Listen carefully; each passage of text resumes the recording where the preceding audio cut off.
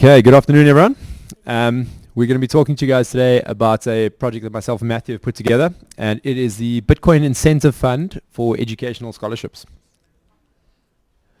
So who am I? My name is Ricky Allardice. I'm a South African Bitcoin entrepreneur. I've been involved in several Bitcoin startups over the last few years, and my focus has been on self-custody primarily, and recently moved into the Lightning space. Matthew. Cool, thanks Ricky. I'm not in the Bitcoin space. I think there's a slight shift in today's conversation, but it's super exciting. So just a little description on me is, I specialize in the rewards and loyalty space. So, the behavioral sciences of people. Avid trail runner and somebody that loves the outdoors, but is super interesting on how we can use Bitcoin to help this problem that we have in South Africa, which is obviously, an unequal education system where a lot of people need help. So yeah, I'm very, very honored to be here. Cool. So I thought, when Ricky and I were having a chat about this, I thought it would be best to just quickly align with, who is Crew for a Cause. So Crew for a Cause, I started about 7 years ago, when we realized that, we're a community of people that really can do something good. We've all been highly educated. We've gone through the schooling system, the tertiary education system. And so we started this charity where we started building a community of people who wanted to get involved in helping kids get through high school specifically. And that's kind of really where we started Crew for a Cause. We started putting one kid through school, and as our community grew and we got more members and we got more funding, we started putting more kids through school. And currently we put 25 scholars through high school across 10 different schools around the country, and it's all started as a passion project by a bunch of friends. And so, really what we've done is we've taken 7 years to build this platform that can really make change, that anyone can plug into, and when I mean by anyone, Bitcoiners as well. And so, we looked at how to create revenue streams within the charitable space, and one of the areas was, well, why shouldn't we accept Bitcoin? And that's kind of where this whole project and conversation with Ricky started. And that's really what we're gonna chat to you guys about today. All right, so what problem are we trying to solve here? So students who get bursaries to go to high school, specifically within the Crew for a Cause system, they are the best and brightest that we can find, but the issue is often that there's a lack of continuity once they finish high school. If these kids don't go on to get bursaries for tertiary education, what happens to them then? So they might not be able to go to university, and so they then end up not being able to fulfill their true potential. The next thing is, if we use fiat savings as a means over the long term to try to save, and this charity is obviously still quite small. I mean, we're making good inroads. We've got 25, 26 kids going through school, but in the bigger picture, it's still quite small. For us to save in rands is actually quite inefficient and ineffective over the long term, because the rand is losing its purchasing power versus the dollar over time. And the other issue is that receiving donations globally is a bit of a pain, because people are sending us money in pounds or euros or dollars, but you have to convert it to rands. There's a lot of friction. You pay a lot of bank fees, and often people who are making donations just like, this is a bit of a pain, because South Africa has got capital controls, so it's actually quite a pain to send international transfers to South Africa. So it becomes a problem to actually get big donations from abroad, which is where we want to get them from. So what we've put together, and this is where I come in, is the Bitcoin strategy for Crew for a Cause.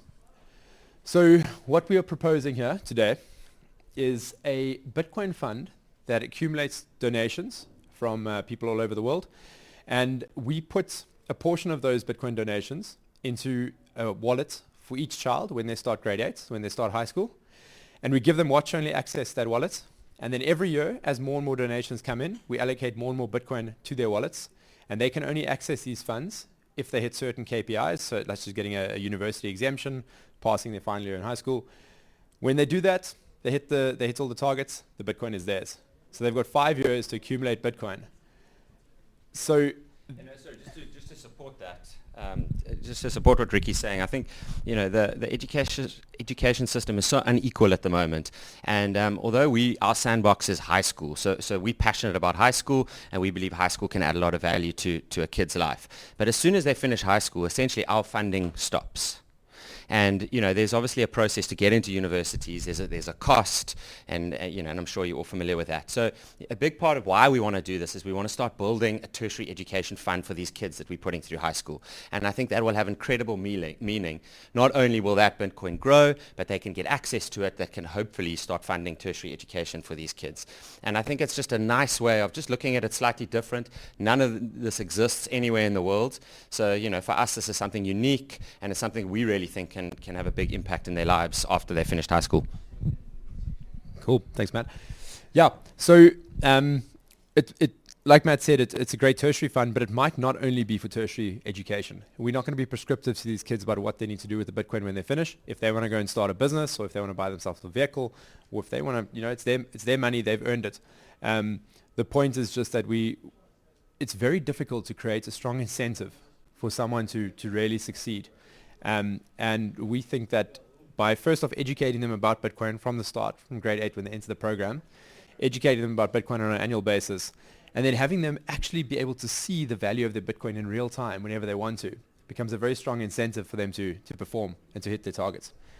So we expect that this will probably drive the academic excellence even higher within the charity, and that the students in the charity are already performing very well. So we aim to do good things there.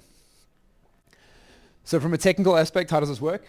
Super simple. We've got a BTC Pay server that we've spun up for donations to be directed. We've got Bitcoin and Lightning that we can accept.